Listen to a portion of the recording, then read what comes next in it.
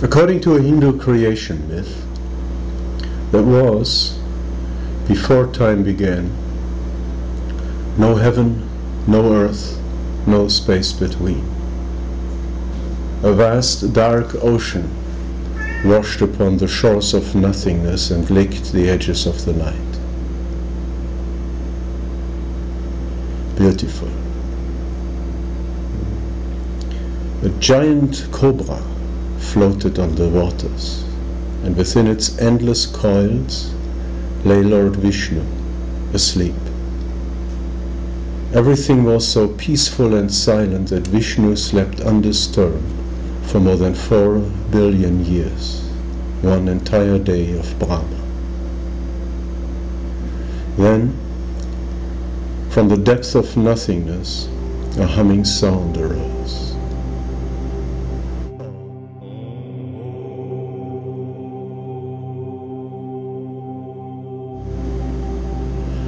It grew and spread, filling the emptiness. The night had ended. Dawn began to break. Vishnu awoke. From Vishnu's navel grew a magnificent flower, a lotus flower, of course. And in the middle of the blossom sat Brahma, Vishnu's servant, awaiting his Lord's command. And Vishnu spoke to Brahma. It is time to begin, create the world. And the wind swept up the waters, and Vishnu and the serpent had disappeared. Brahma remained in the flower which tossed on the waters. He lifted up his arms to calm the winds and the ocean, and then he split the lotus flower into 3 parts. The first part he turned into the heavens, the second became the skies, and with the third part he created the earth, which was bare. Then Brahma created grass, flowers, trees, all kind of plants, and gave them feeling. Then he created the animals and insects to live on the land, and fishes in the sea.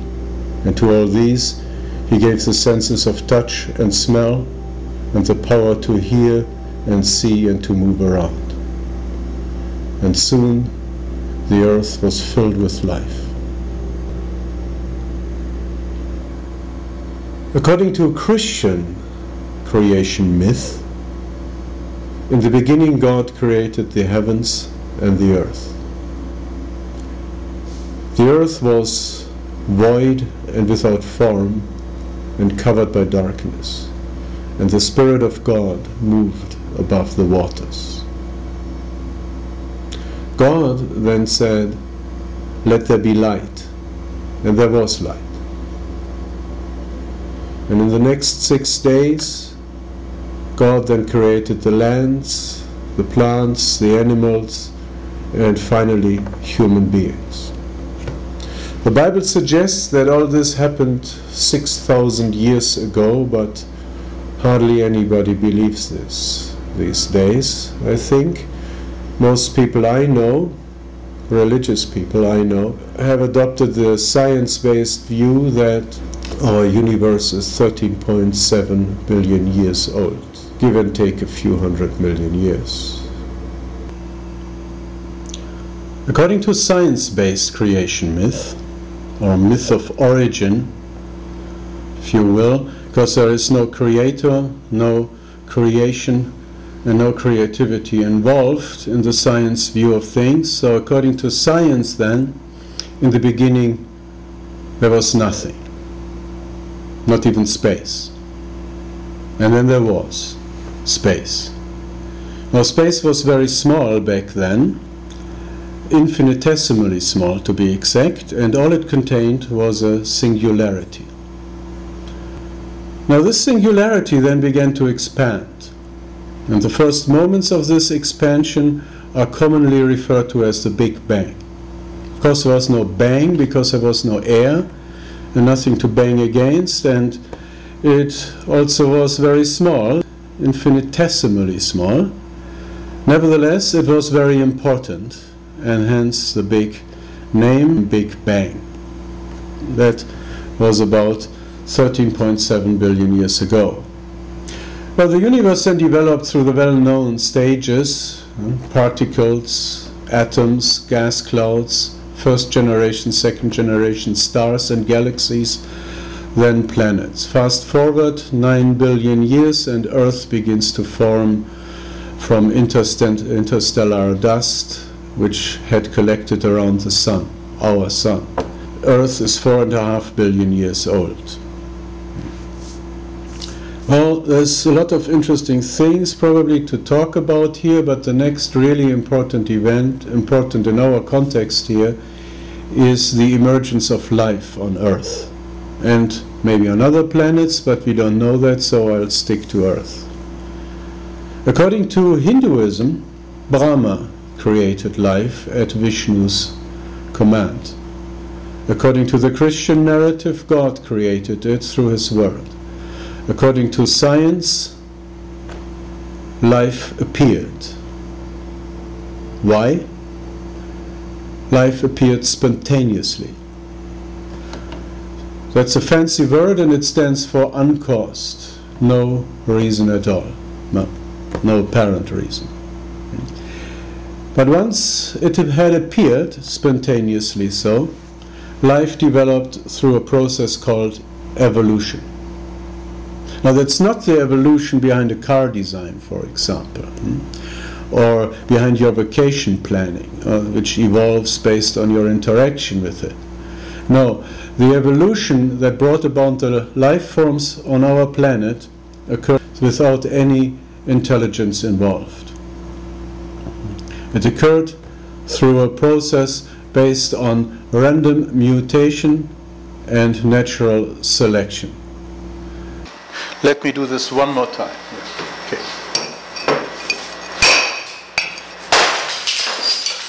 The kids did this all morning. It's real fun. You know? So my point here is that random mutation actually normally is destructive. Of course, the clear evolution doesn't work on glass bottles, it works on living systems, but the point here is sort of the randomness of the nature of the process. Life first appeared, spontaneously so according to science, billions of years ago. Estimates go back as far as 3.5 billion years.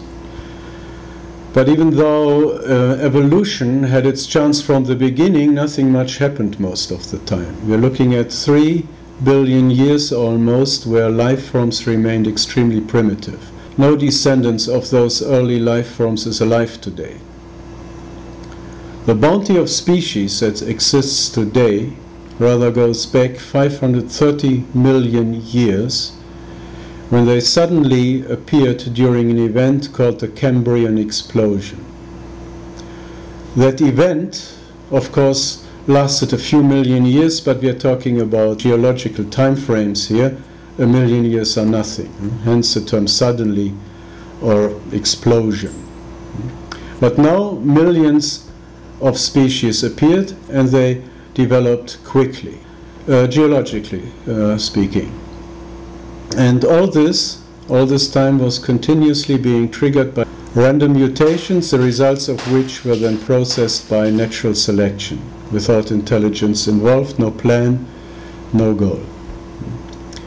So this, according to science, is where we come from and how we got here. I guess you sensed it. I don't find that a very good idea, the randomness, I mean, but I already expanded on that in a different movie. The divine principle basically accepts the external course of events in the history of the universe as science describes it.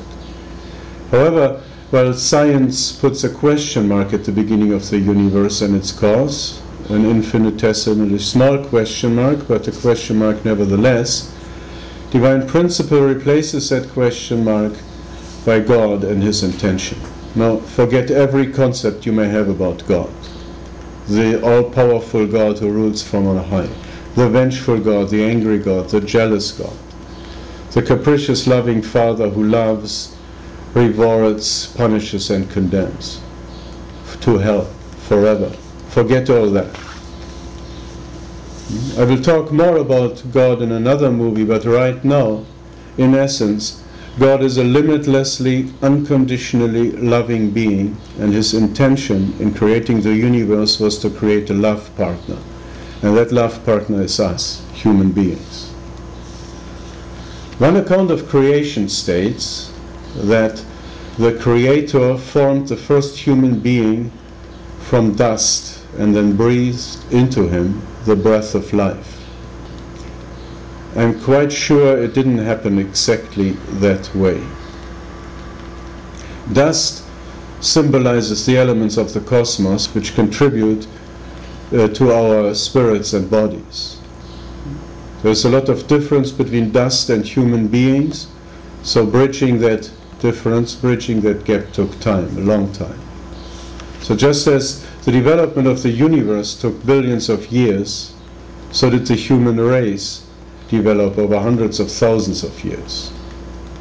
So there were human ancestors, humanoid beings, proto-humans if you wish, and they evolved over a long time.